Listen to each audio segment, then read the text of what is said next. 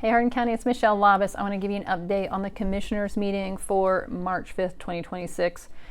Economic Development, Holly Underwood came in, so she's head of the Hardin County Business Chamber and Alliance, and there is so much that she goes over, and she talks very quickly about all these things. I don't know how the commissioners keep up with it.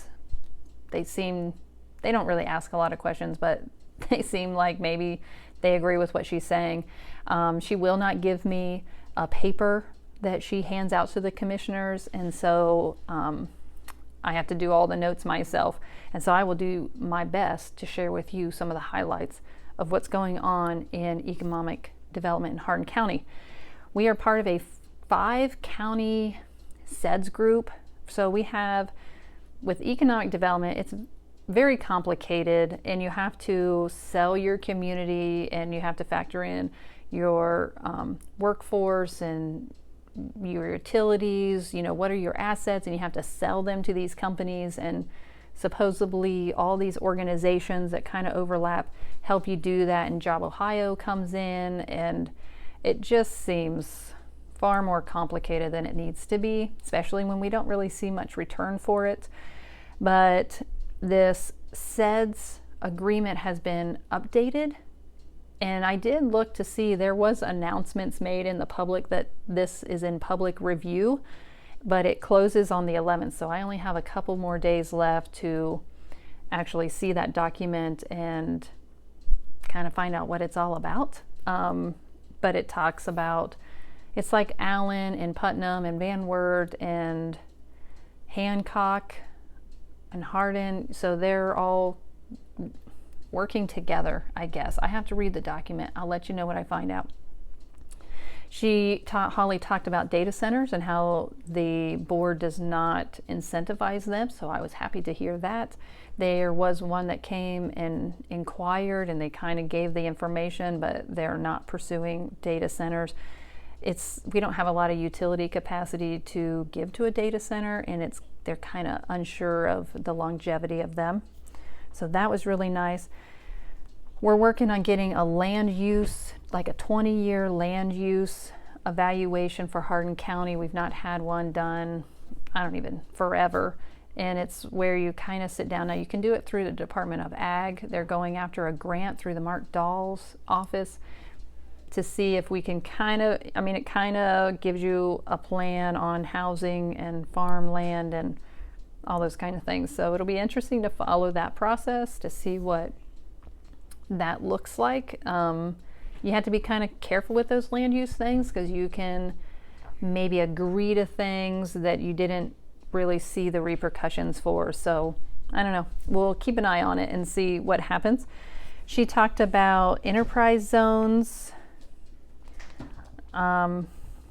Again, a task force with Ohio High Point. They evidently lost a grant, and so the chamber was able to go around and ask the local companies about kind of filling in for that missing grant.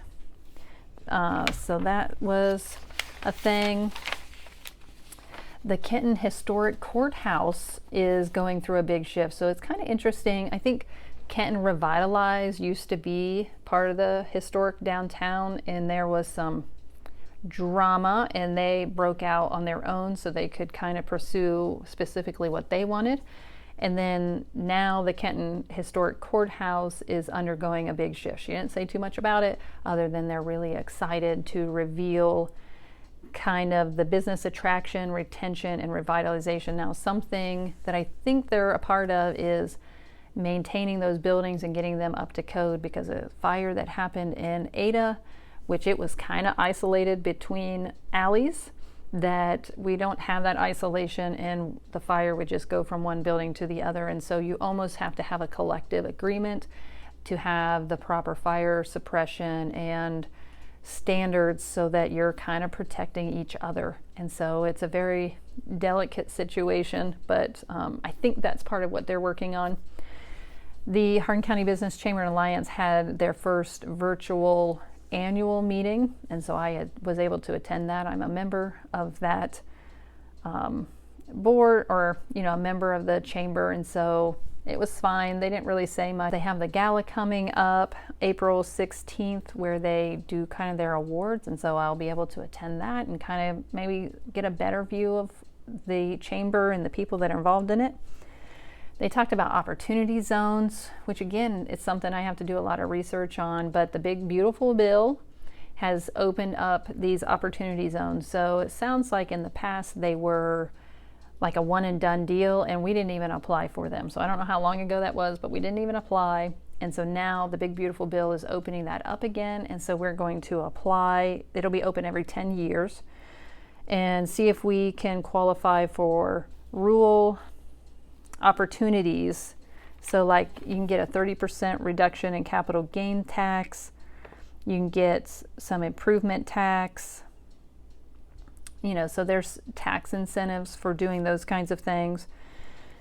Another thing is Census Tracks, that if you're below poverty line, and she's called out Buck Pleasant and Kenton Central as a focus, which would all be over Kenton. I do know there is some hard feelings about the chamber and not supporting all of Hardin County, even though all of Hardin County financially supports the chamber.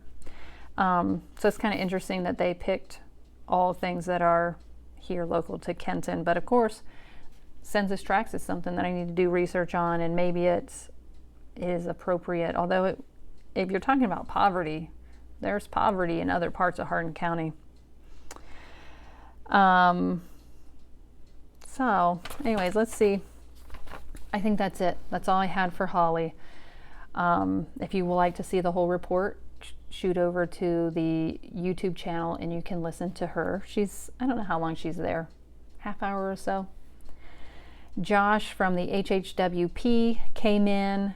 I guess it had been a while since he'd been there, and he just kind of gave an update on Headstart, right? So they're a community action group, Hardin, Hancock, Wyandotte, and Putnam counties, and they do the Headstart program, and it's down in enrollment, so they have like 2 full-time days and 4 part-time, like an AM, PM twice, and so they're looking at maybe switching it over to a couple more full-time classrooms and what that would look like. And so I talked to Josh afterwards and got a little bit of information about their structure, and very interesting. It is a